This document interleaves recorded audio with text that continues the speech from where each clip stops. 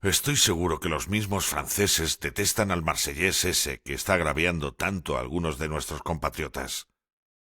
En cuanto a las malas condiciones de la comida, debemos elevar una protesta formal y sin violencia. Los prisioneros de guerra tienen derechos, los mismos que tienen los que caen presos de nuestro rey, y estoy de acuerdo en el hecho de que ni estamos recibiendo el auxilio que dispensa la corona a los cautivos, ni la comida es aceptable. Muchos aseguran haber recibido cartas de sus familiares donde les confirman haber enviado dinero que no les ha llegado. Pues bien, se protesta, pero no se mata o se causan estropicios cuando uno tiene la razón. ¿Cómo creéis que responderán los ingleses ante un motín? Acabaréis todos o ahorcados o despellejados a latigazos o en el agujero. Detened esta locura, por amor de Dios. El de Punta Umbría y dos más rogaron al jerezano que recapacitara cuando el teniente dejó de hablar. El jerezano se retiró a dormir muy enojado con un «Sois todos unos cobardes rastreros». Al día siguiente el jerezano llegó a los suyos con la idea pertinaz de que los problemas provenían de Andonegui. ¿Sabéis quién está frustrando esto? El tal Andonegui ese chivato de los ingleses. Alguien cercano a mí debe ser su enlace. Punta Umbría, ¿no sabes quién habrá sido? El de Punta Umbría tragó saliva porque sabía cómo se las gastaba el jerezano. Desde ese día se volvió el más exaltado de todos, como para que nadie cuestionara su lealtad al jerezano. Así fue como acabó en el agujero junto con otros dos, cuando el altercado con el marsellés que sucedió después. Varios franceses, entre ellos el marsellés, atacaron a uno de los andaluces que sorprendieron desprevenido en la empalizada, trocando unas mantas por una garrafa de aguardiente. A sus gritos varios de los andaluces acudieron y se entabló una reyerta entre unos 6. Nadie más quiso intervenir. El de Punta Umbría le clavó en el cuello a un francés una astilla puntiaguda de un palmo de largo. Las maderas de las literas estaban tan podridas de la humedad que con solo tirar de algún canto con las uñas se desprendían unas astillas muy agudas y largas como púas. El francés chillaba fuera de sí mientras soltaba chorros de sangre y se taponaba la herida con la mano. La trifulca acabó con todos derribados sangrando por la nariz y la cabeza a culatazo de fusil. Los arrastraron hasta el agujero con grilletes. Smithers confinó en el agujero no solo a todos los contendientes, sino también a los que los animaban fervientemente. Finalmente el marsellés acabó pagando todos los agravios que había cometido desde que llegara al penal. Cuentan los que lo vieron sobrevivir al agujero que se le habían nublado completamente las pupilas, produciéndole una ceguera total. Cuando desatrancaron la puerta de aquella celda de aire viciado y los centinelas se asomaron a su interior con una lámpara de aceite que levantaba un negro y ondulante humo, lo encontraron en cuclillas en un rincón desarrapado y con docenas de moscas a su alrededor que se obstinaban en devorarlo vivo. El marsellés apenas se movió, simplemente levantó la cabeza con sus pupilas blancas y mudas y preguntó en francés: ¿Quién está perturbando el descanso de esta alma en pena? A poco de su liberación, pereció. Tras el incidente, los españoles seguían regalando miradas poco amistosas a los franceses, pero desde que el marsellés desapareció de ahí, estos se volvieron menos picajosos. Muchas veces ocurre que existen personas que malmeten al resto y les incitan a cometer tropelías, y cuando estos se marchan parece que arrastran consigo todas esas malas influencias como pestilencias que aleja el viento. A poco de eso llegaron unos franceses alzando una garrafa de licor y pronunciando palabras de «amigos españoles, amigos», como para compartirla y con talante de hacer las paces con nosotros. A ver qué quieren estos franchutes. Estáos atentos por si es una treta, advertía Laredo. Al primero que se me escantille le arreo una leche que lo dejo tieso, aseguraba el Huevo. Pero como sus intenciones eran sinceras, de ahí en adelante dejamos de litigar con ellos y acordamos que si algún español fuera agraviado por un francés, serían los mismos franceses los que no lo tolerarían y parchearían el desaguisado, y que si un español hiciese lo mismo con un francés, de igual manera éstos debían hacer justicia del indefenso. Para demostrar que iban en serio, Laredo había pedido garantías a los franceses que si existiera algún español injuriado aún vivo, que lo traerían para acusar al francés que lo agravió, que querían comprobar cómo de buenos eran en aplicar justicia y reparaciones. De estos malavenidos ya quedaban pocos, porque la gran mayoría de ellos fueron los que llegaron en el Santa Mónica, y muchos ya habían perecido por las nuevas enfermedades. Sí lograron hallar a un grumete de Asturias. Estos siempre afrentaban a los que venían más jóvenes y bisoños. Al asturiano le habían robado una medalla de la Virgen del Carmen y le habían golpeado. Este señaló con el dedo a quienes habían sido los causantes de tal atropello, y los franceses los agarraron de muy malos modos, los llevaron dentro de su pabellón y allí los vapulearon. Les sacaron además cuantos cuartos llevaban encima, aunque no la medalla, pues ya la habían vendido hacía algún tiempo. Con esto quedaron los españoles muy cumplidos y satisfechos de que los franceses iban en serio con lo de la paz, y de ahí en lo sucesivo ya nadie abroncó a los españoles, y éstos dieron por zanjada la querella, y desistieron de la idea de acometerles y dar muerte a cuantos hallaren en el lado oeste de la linde imaginaria que habían trazado en el patio del penal. Desde el día en el que el teniente Laredo empezó a conseguir por medios diplomáticos lo que el jerezano no logró con la violencia, éste se quedó con la única lealtad de Marchena y Utrera. El resto de vascos, andaluces, catalanes y gallegos, que en un principio le habían tenido por un guía en aquel paraje de hostilidades, le abandonaron. Como sabía que no se podría acercar a Laredo, por más que deseara arrancarle las entrañas, y ya se habían hecho las paces con los franceses, por lo que sería impopular causarles ningún desmán en frío, buscó otra víctima más propicia. El cerdo gordo ese lo voy a destripar el día menos pensado. Ese Andónegui va a pagar por lo que le han hecho al Punta Umbría. La madre que lo parió, como lo trinque solo. Causarle el menor perjuicio a Nicolás Andónegui no era sencillo. Andónegui siempre estuvo protegido, y además ahora ya estaba al tanto de que se sospechaba que él estaba detrás de los dineros que se habían extraviado, y que interceptaba los correos familiares para hacer acopio de las mantas y otros bienes que les enviaban a los reclusos, por lo que si se acercaba al penal siempre le escoltaban 1 o 2 soldados ingleses. Bien sabía que más de uno quería ajustar cuentas con él. El jerezano se contentaba con acosarlo. Cuando caminaba con su escolta, él le seguía por detrás, y cuando uno de los soldados le preguntaba qué hacía, él contestaba: «Estoy haciendo ejercicio y respirando aire puro. ¿Es un delito?». Estos le conminaban a que no se acercara demasiado, que eran soldados del rey, y como tal tenían la obligación de defenderse si entendían que había una amenaza para la seguridad. Como Andónegui también desapareció cuando se descubrió toda su trama y nadie sabe bien dónde fue a parar, el jerezano volvió a inquietarse. A veces gritaba: «¡No aguanto esto! ¡Voy a matar a alguien! ¡Que me cuelguen si es preciso!». Y ahí fue cuando aparecí yo haciendo recados a los ingleses y sin ninguna escolta, por lo que sería el siguiente en ser acosado por aquel criminal tan trastornado.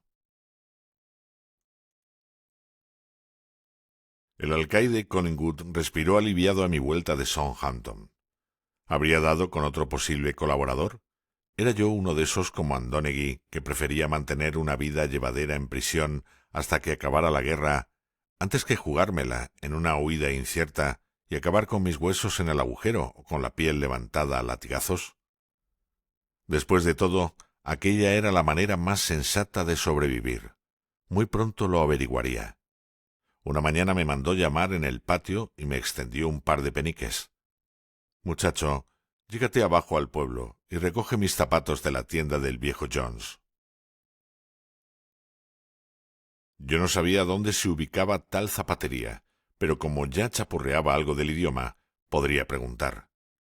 Deseaba con todas mis ganas cambiar de aires, así que puse todo mi empeño en traerlas lo antes posible. Cuando los guardias me abrieron la puerta de la prisión, salí corriendo con los 2 peniques que me dio en dirección a la puerta oeste de Winchester. Allí había apostado un soldado que me parecía haber visto antes en la prisión. Así que me acerqué a él a preguntarle: «Señor, ¿sabe dónde queda la zapatería del viejo Jones?». El soldado me miró con recelo al oír mi más que obvio acento español. «A ti te conozco yo. ¿Tú no eres el español ese que toca la guitarra? ¿Qué haces aquí?». Le expliqué que el alcaide Collingwood me había mandado recoger unos zapatos. Le enseñé los peniques. «Ah, muy bien. Mira, debes de bajar por ahí. A tu izquierda te encontrarás una calle ancha. Allí están todos los artesanos. Un poco antes de que llegues a la prisión está la zapatería del viejo Jones». Cuando me iba me llamó y me preguntó mi nombre. «Ven, Martín, te quiero enseñar algo». Me aproximé a él y sacó de dentro de su camisa una medallita de plata y me la mostró. «Es la Virgen María. La llevo siempre conmigo». La besó varias veces y me la ofreció para que yo también la besara. En la misma aparecía inscrito: «Ave María Purísima». Algún español debió habérsela vendido o intercambiado por algo de cerveza de la que le asignaban como complemento de su soldada. El soldado se llamaba Finnegan y era católico irlandés. Finnegan siempre presumía de su medalla como si ésta le confiriera una protección celestial de la que el resto carecía. Me contó que muchos soldados ingleses también eran católicos, pero que lo callaban y hasta reían las mofas que los metodistas hacían de nuestra liturgia por miedo a no promocionar en el ejército, que siempre eran vistos los católicos como urdidores de tramas y conspiradores, de manera que nadie les quería en puestos de responsabilidad. Nada más dejar atrás a Finnegan, me di cuenta de que el pueblo de Winchester era muy agradable. Por aquellos días estaban pavimentando las calles y proporcionándoles alumbrado. Aquella mañana precisamente un grupo de hombres trabajaba en adoquinarlas, mientras que otro instalaba lámparas y faroles.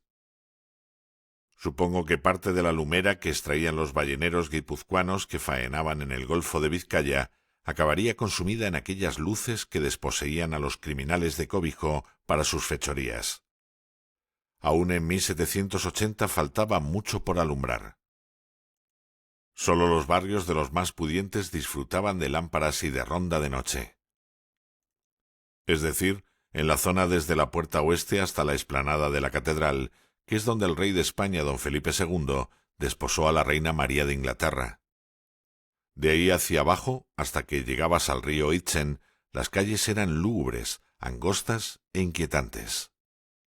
Bien parecía que si hubiera algún asaltante y malhechor, aguardaría a su víctima en la parte baja del pueblo. En los días de lluvia la zona sin empedrado se embarraba, y era menester llevar polainas para evitar ensuciarte las calcetas. Río arriba, por una senda, se llegaba en una hora a pie a Alresford, pasando por el molino donde los burgueses adquirían la harina. Y hacia abajo, siguiendo el curso del río, estaba todo el entramado de canales, el lazareto de St. Croix, las ruinas de un castillo del tiempo de los reyes anglosajones y un palacio. Jalonaban ambos lados del camino lustrosas casas de campo de prósperos caballeros, donde la caza de aves como faisanes era tan abundante que algunos pedigüeños se arriesgaban a ser encarcelados ganándose el pan como furtivos. Por esa razón, muchas de estas haciendas disponían de los servicios de guardabosques. A la noche vigilaban agazapados, pendientes del más mínimo crujido de la maleza. Winchester no era tan próspera como Southampton, pero aún así no había miseria. La gente caminaba despreocupada hacia las tiendas a hacer sus recados, y en algún rincón encontrabas a algún predicador que había reunido a unos pocos feligreses que le escuchaban atentamente disertar sobre cuáles eran las principales virtudes del alma. Las mujeres iban tan recatadas como en España, tocadas por una pañoleta para no mostrar los hombros. También encontrabas posadas con sus borrachines y truhanes jugando a las cartas, que en eso no se distinguía en nada de San Sebastián, pero los crímenes no eran lo más común, ni su cárcel estaba infestada de delincuentes peligrosos. A lo sumo, alguno que había acumulado deudas, otro que en plena efervescencia por la ebriedad había pinchado con su navaja a un desgraciado, o alguna viuda e hija desamparada que acabaron en la vida y aflojando bolsas cuando la gente se agolpaba a contemplar las ejecuciones. Estas mujeres de la vida acudían a dichos lugares para robar y a las posadas para hacer sus tratos.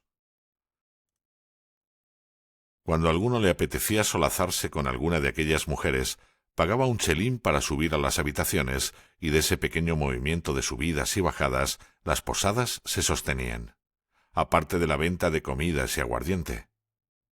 Como ve vuestra excelencia, en mi corta estancia como cautivo en Inglaterra, aprendí mucho de las costumbres de aquel país.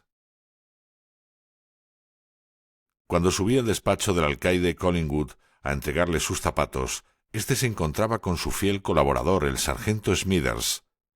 «Excelente muchacho, qué prontitud». Y después le dijo a éste: «Smithers, encárguese de dar la orden para que el muchacho reciba hoy un cuartillo de cerveza con el rancho». Le di las gracias y salí.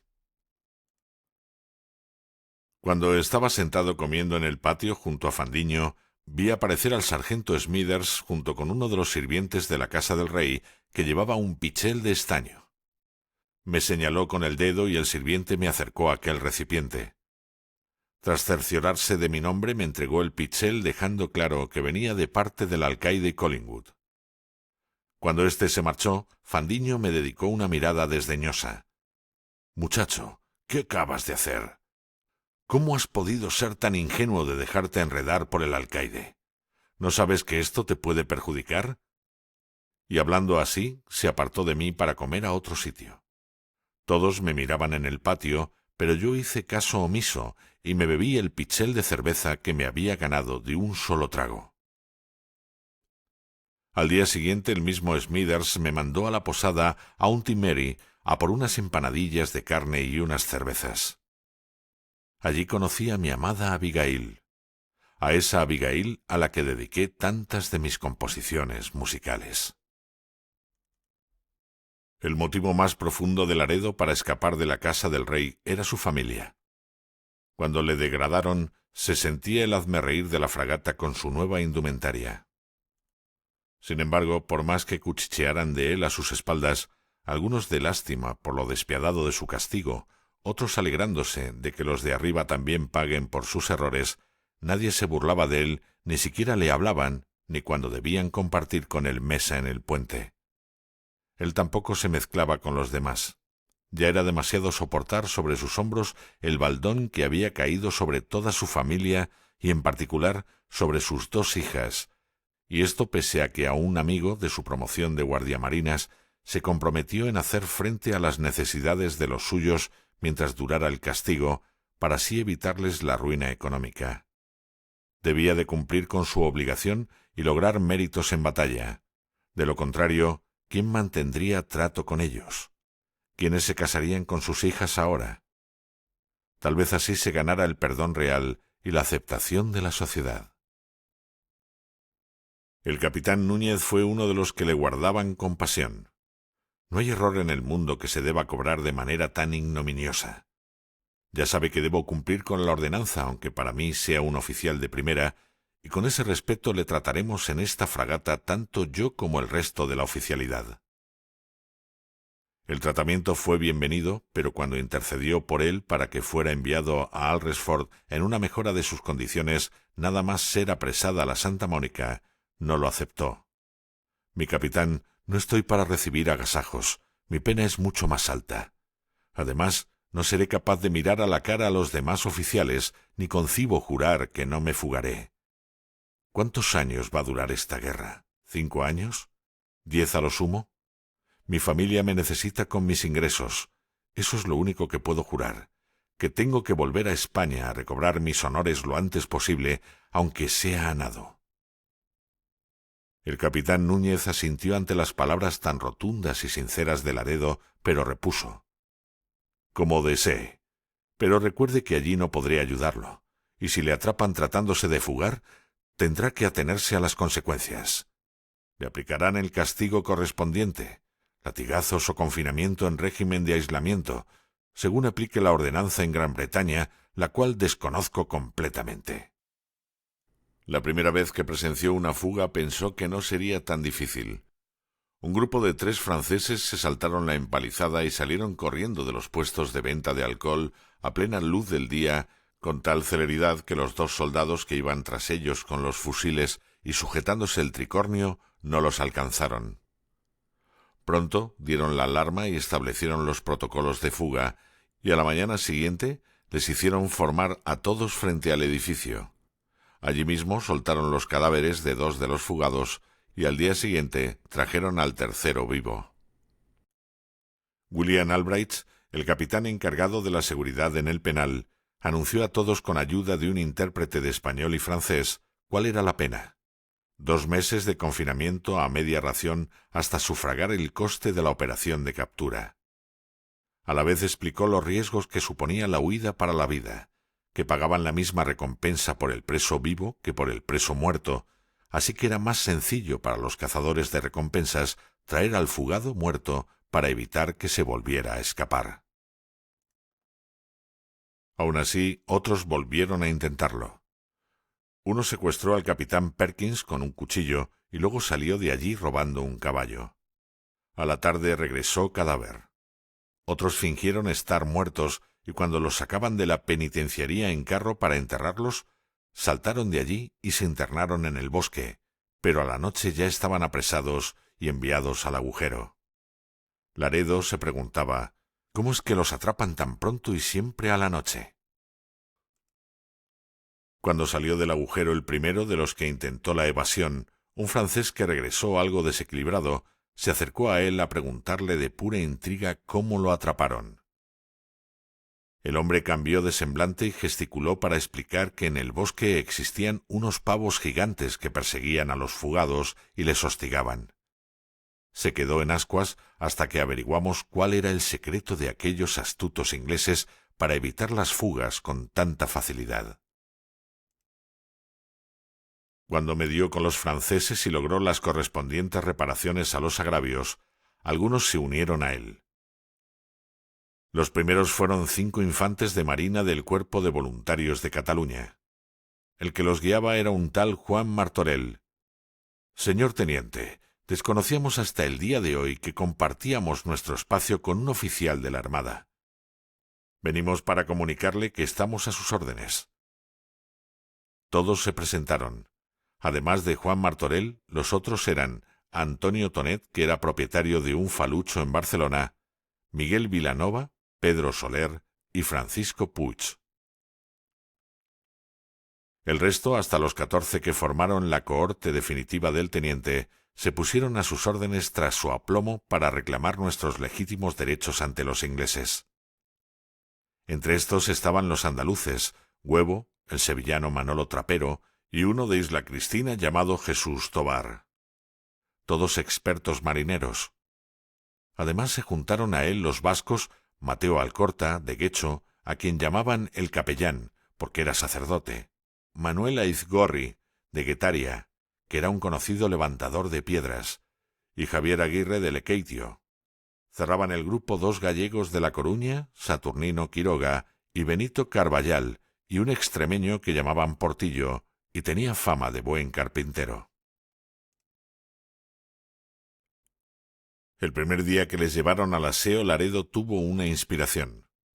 Habían entregado todos sus harapos para ser desinfectados, se habían restregado el jabón de sosa por todo el cuerpo, y ahora, mientras esperaban que las prendas se secaran al fuego, los 15 se solazaban bajo unos árboles junto al arroyo.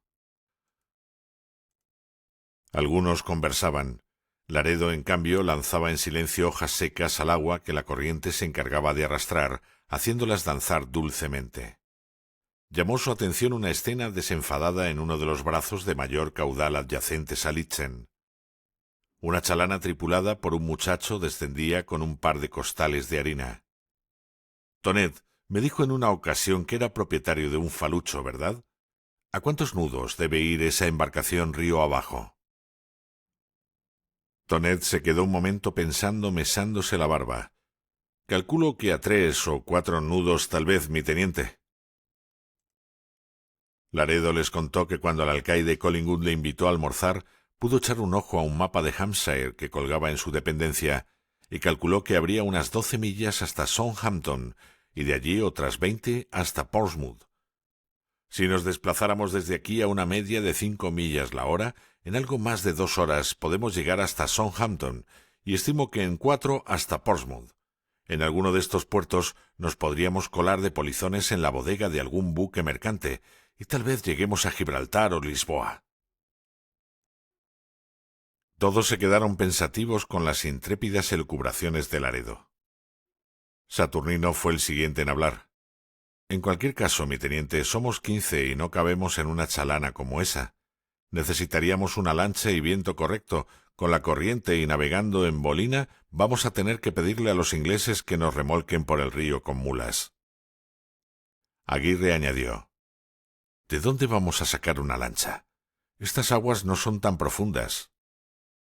Aizgorri, que pertenecía a la tripulación del guipuzcoano, recordó nuestra llegada desde el pontón y les reveló que más abajo, como a 2 leguas, el río ensanchaba, que había visto embarcaderos y lanchas atravesar por el estuario. Portillo, que servía en el Santa Mónica con Laredo, se mostró algo escéptico y mencionó todos y cada uno de los antiguos intentos de fuga fallidos y cuáles fueron sus consecuencias. ¿Acaso no habéis visto cómo atrapan a los fugados? Seguro que cuentan con algo que no sabemos. Si vamos la mitad a pie o corriendo hasta los embarcaderos, no veo por qué vayamos a tener éxito nosotros donde todos han fracasado. Compañeros, que podemos acabar en el agujero. Estos ingleses no se toman a broma los intentos de fuga. Laredo finalmente soslayó la conversación. Caballeros, está claro que se trata de una ecuación de difícil solución, pero podemos hacerlo. Bienvenidas son las ideas. El día en que Laredo me vio llegar con los zapatos del alcaide a la prisión, preguntó a los suyos: ¿Alguno de vosotros conoce a ese muchacho? Huevo respondió: Se ha llevado en el hospital un mes. Lo poco que lo he tratado, no me pareció un mal muchacho. No es de baja estofa. Creo recordar que es de origen hidalgo. Días más tarde, Laredo les explicó que si podía entrar y salir con libertad, les podría ser de gran ayuda para resolver la ecuación. Pero el extremeño, que era un tipo cerril y desconfiado, agregó: Tenga cuidado, señor teniente, que rumorean que ese ganapán ha llegado a algún tipo de arreglo con los ingleses, y nos puede delatar a todos por una jarra de cerveza. Laredo le replicó: Pues observémoslo de cerca para ver si es de fiar. Para salir de aquí nos falta todavía mucha información sobre qué vamos a encontrar ahí fuera. Todo su plan estuvo a punto de irse al garete cuando se enteró por el huevo de una encerrona que me había preparado el jerezano dentro del pabellón. Vamos, Porcel, tenemos que impedírselo. Es nuestra oportunidad para contar con un espía. El jerezano había planeado rebanarme el pescuezo. Cuando entrabas al pueblo por la puerta oeste, descendías hasta un pasaje donde se levantaba un rollo de numerosos pináculos con la efigie de la Virgen y de algunos santos. Cada vez que pasaba por allí yo me santiguaba, como es costumbre en España, aunque nadie lo hace en Inglaterra. Desde allí, a unos 150 pies a la derecha, pendía un letrero con el lema Haunting Mary's Inn. Todavía, si cierro los ojos, puedo traer a la memoria hasta el detalle más baladí de aquella posada. El establecimiento se sostenía sobre unos pilares de madera y olía toda ella a serrín humedecido y al humo de tabaco que algunos parroquianos soltaban por sus pipas de arcilla. Reconocí ese olor al instante porque me recordaba al lugar donde me crié. En una esquina, unas mujeres de la vida muy emperejiladas cataron mi entrada. Entre ellas estaban animándose las unas a las otras para acercárseme. Yo buscaba a la tía María, pero no encontré a ninguna mujer detrás del mostrador. La primera en hablarme fue una de aquellas mujeres de boquitas avinagradas y falsa palidez, una de cabello bermejo y mejillas ruborizadas, quien me preguntó si buscaba algo en la posada. «Busco a tía María». Se sorprendió por mi habla. «Uy, no es de por aquí. ¿De dónde es el jovencito?» Yo, que me afanaba por servir bien a mis captores, no me entretuve con la moza, y sin ambajes y algo displicente insistí que quería ver a la posadera, lo cual tomó la mujer aquella como un gran desaire por mi parte y marchó sin decir palabra. Al final apareció una chica joven de porte modesto, con su pañoleta sobre los hombros, un bonete de hilo cubriéndole el cabello y su delantal. No tendría más años que yo.